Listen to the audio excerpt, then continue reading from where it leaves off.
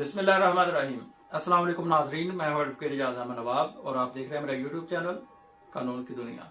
इमरान खान साहब के साथ मुलाकातों के मामले पर एक तरफ तो अवाम शदीद गुस्से में नजर आती है, वोटर सपोर्टर शदीद जो पार्टी की आदत है उस पर नाराज नजर आते हैं। दूसरी तरफ पार्टी रहनुमा और खास तौर पर पीटीआई के वुकला आपस में गुत्थम गुत्था हो चुके हैं। इसकी डिटेल्स आपके साथ शेयर करनी है।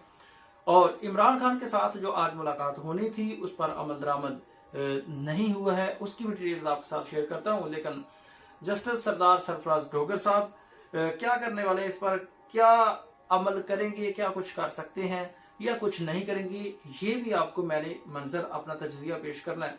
पहले मैं आपको बताता चलूं कि सलमान अकरम राजा साहब ने अंडरटेकिंग दी लार्जर बेंच के सामने।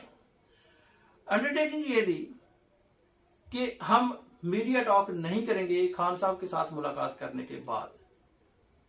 उस अंडरटेकिंग के बाद जब ये अंडरटेकिंग दी गई तो इस पर सोशल मीडिया पर जो लोग हैं, वोटर सपोर्टर हैं, वो तो तनकीद कर ही रहे थे। लेकिन आज जो लीगल टीम के पहले सरबराह होते थे, हेड होते थे, अली जफर साहब जो सेनेटर पाकिस्तान तहरीक इंसाफ भी है, अली जफर साहब जो जुडिशल कमीशन है उसके मेंबर भी हैं, उन्होंने आज बड़ा एक पैगाम दिया, तनकीद की सलमान अकरम राजा साहब के फैसला पर इंग्लिश में, लेकिन आपको उसका उर्दू वर्जन पढ़ के बता देता हूं।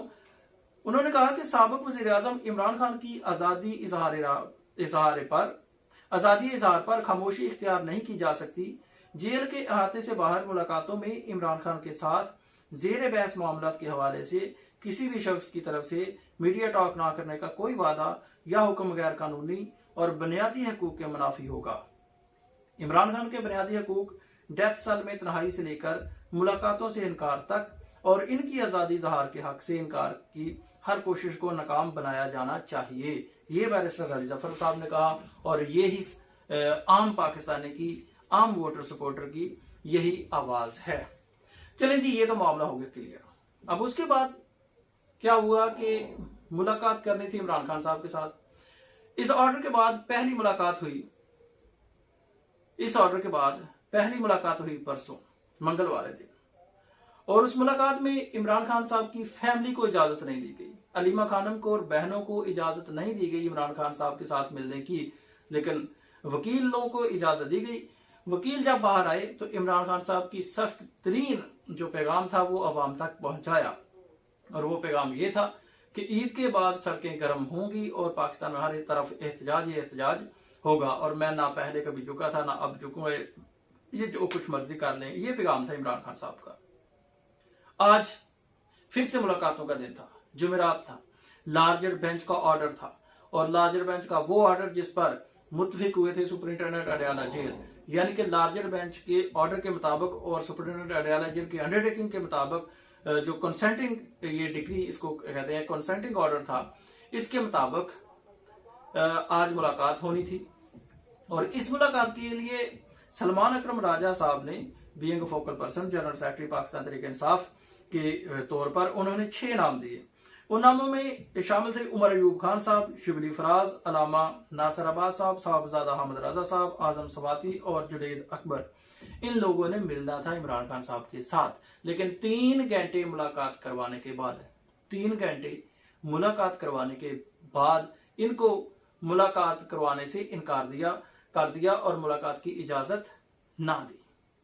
अब इन्होंने जेल के बाहर ही मीडिया टॉक की मुलाकात ना करवाने पर, और जाहिर सी बात है बड़ी बड़ी बातें की कि जी ये हो जाएगा, ये हमारी बेइज्जती नहीं है, ये तो कोर्ट की बेइज्जती है। लेकिन मैं आपको बताता चलूं कि ये असल में जस्टिस सरदार सरफराज डोगर साहब की वाकई तौहीन हुई है। लेकिन अगर कोई महसूस करे तो कोर्ट के लार्जर बेंच के ऑर्डर को, कंसेंटिंग ऑर्डर को भी इम्प्लीमेंट ना करवाया गया। अब ये यहाँ पर इम्तिहान है सरदार सरफराज डोगर साहब का कि वो अपने ऑर्डर को इम्प्लीमेंट करवा पाते हैं या नहीं करवा पाते। इसके बाद अब होना क्या है? होना ये है, अब मैं आपको बता दूं, देखिए ना, इमरान खान साहब की मुलाकात नहीं करवाई। खान साहब ने पैगाम दिया था कि इसके बाद हमने एहतजाज करना है। फैमिली को पहली मुलाकात की इजाजत ना दी और ये अब 15 दिन के लिए तकरीबन ईद का जो दरवानी आ गया है, तो 15 दिन कम अज कम मुलाकात खान साहब के साथ फैमिली की नहीं होनी। उसके बाद जब आज की मुलाकात नहीं हुई है, तो इसके बाद होना क्या है? तौहीन अदालत की पेटिशन आनी है। जब तौहीन अदालत की पेटिशन आएगी तो सरदार इजाज इफ्तिखार खान साहब कहेंगे कि जी ठीक है, नोटिस करते हैं। और जब नोटिस करेंगे तो वो होंगे ईद के बाद, और इसका मतलब है कि कम से कम 8 से 10 दिन का नोटिस होगा, और तब तक ईद गुजर चुकी होगी, और तब तक जो लाइहा अमल पार्टी ने देना था वो नहीं दे पाएगी। और इस तरह से इमरान खान साहब की आवाज को दबाने का जो मिशन है वो पूरा हो जाएगा। और ये मिशन पूरा होगा लार्जर बेंच के ऑर्डर की वजह से, और ये मिशन पूरा होगा 26वीं आईनी तरमीम की रोशनी में, और ये मिशन पूरा होगा उस दलेरी की वजह से जो सरदार इजाज इसाक खान साहब की कोर्ट से तौहीन अदालत का केस वापस लेकर लार्जर बेंच को दिया गया, और फिर लार्जर बेंच ने उसको डिस्पोज ऑफ कर दिया कोई कार्रवाई किए बगैर। तो अब तक की सिचुएशन ये है कि सलमान अकरम राजा साहब को मुबारक हो, जो तसल्लियां देते फिरते हैं, जो अंडरटेकिंग देते फिरते हैं, और उसके बाद ये भी कहते हैं कि जी मेरा नाम सलमान अकरम राजा साहब है, मैं किसी पर इल्ज़ाम नहीं लगा सकता, वगैरह वगैरह। तो बात चली थी इमरान खान की रिहाई से, और बात पहुंच गई इमरान खान की एक मुलाकात तक, और फिर बात मुलाकात से भी आगे गुजरी, और बात इमरान खान के पैगाम को मीडिया टॉक के जरिए ना पहुंचाने तक आ गई, और अब मुलाकातें भी नहीं हो रही हैं। हर चीज पर पाबंदी लग रही है, लेकिन क़यादत सो रही है, और बैरिस्टर सलमान अकरम राजा साहब जो हैं वो एफिशिएंसियां दिखाई जा रहे हैं। अब तक के लिए इतना ही। अपनी राय का इज़हार जरूर कीजिएगा। शुक्रिया। अल्लाह।